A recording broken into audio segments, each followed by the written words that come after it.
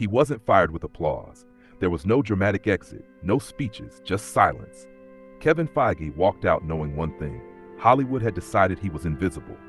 No directing credits, no famous last name, no power, just a guy who loved comic books too much for the wrong industry. He sat in meetings where nobody looked at him. He pitched ideas that were ignored. Executives talked over him like he wasn't there. This wasn't failure yet. This was worse: being dismissed before you even failed. Kevin didn't want to be famous. He wanted to build something right. But Hollywood didn't care about right. They cared about stars, big names, guaranteed returns. Comic books? They were considered trash. Superheroes were jokes, failed movies, cheap costumes, embarrassing adaptations. And Kevin Feige? Just a kid who knew too much about characters nobody respected.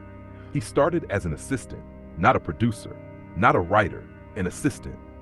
Fetching coffee, taking notes, listening.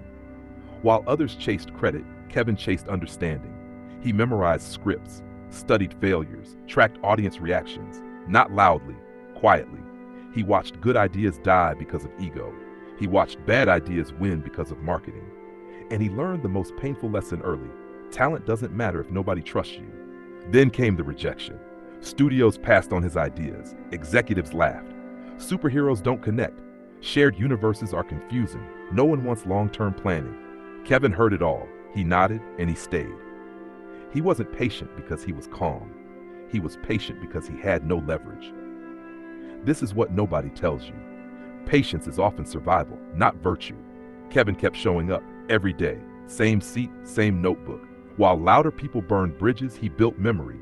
He remembered who said no. He remembered why projects failed. He remembered everything. And when projects collapsed, guess who was still there? The quiet guy.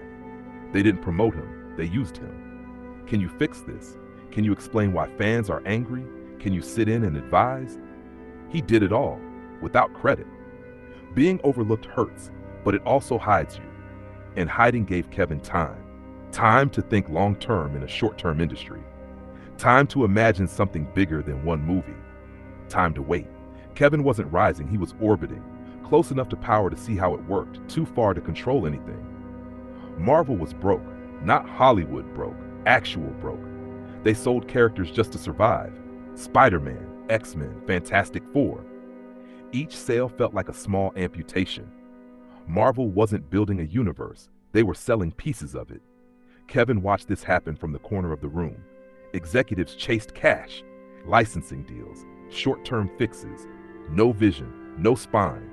And then came the humiliation. Movies came out, they failed. Bad scripts, wrong tones, characters stripped of soul. Fans were angry, critics laughed. Marvel became a punchline. Kevin felt it personally, not because he was responsible, because he cared. He kept notes. Why this joke failed, why that character felt fake, why audiences disconnected. No one asked him to. He wasn't waiting to be chosen. He was preparing for a moment that might never come. Then something shifted. A few executives noticed, not his confidence, his consistency. When chaos hit, Kevin was calm. When meetings turned political, Kevin was factual. When egos clashed, Kevin talked about story. Slowly, quietly, he became the guy people trusted when things went wrong. Not the face, the fixer. Still, rejection didn't stop. His proposals were too risky, too connected, too nerdy. Focus on one movie. Kevin thought, that's why this keeps failing. But he didn't argue, he waited. Because patience isn't passive, it's controlled restraint. Then Marvel made a decision born from desperation. If nobody believes in us, they decided to finance their own film. One movie, one chance.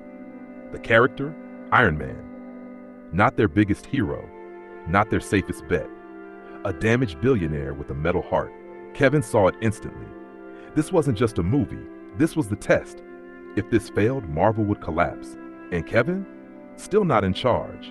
Iron Man wasn't a plan, it was a gamble. No safety net, no proven formula, just debt and one shot at relevance. Kevin Feige wasn't the boss, but he was everywhere. On set, in script meetings, in post-production, not commanding, advising. He didn't fight for control, he fought for coherence.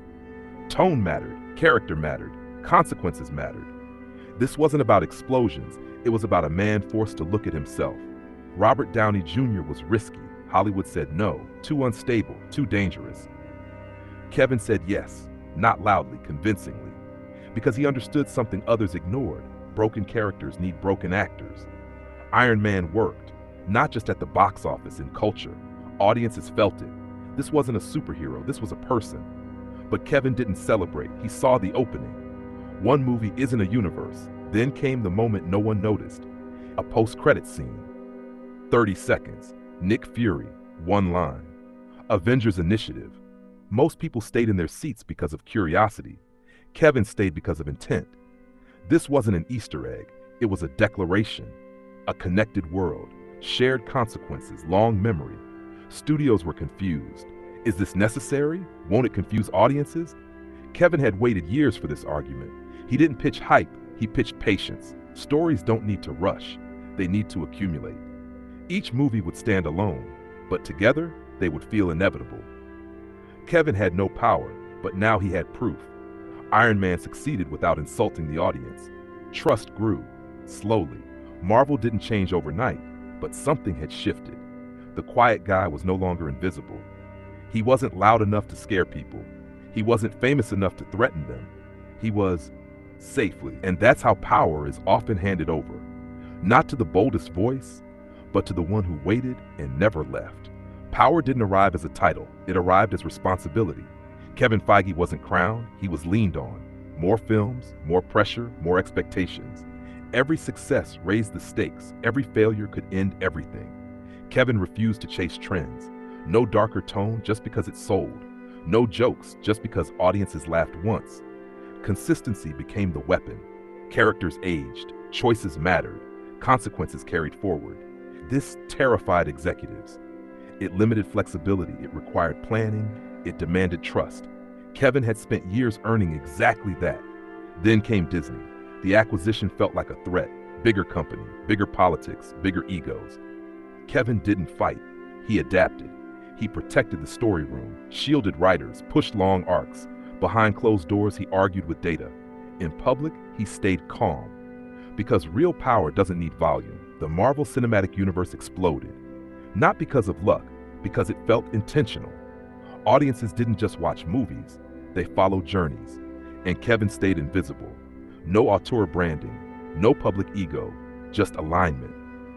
Years later, when people asked how Marvel happened, they didn't see the waiting, the humiliation, the years of being ignored. They saw success and assumed confidence. But the truth? Marvel was built by someone who learned how to endure. Rejection sharpened his patience. Failure trained his focus. Being overlooked gave him time. Kevin Feige didn't win by force, he won by staying. While others burned out, he outlasted. That's the hidden skill.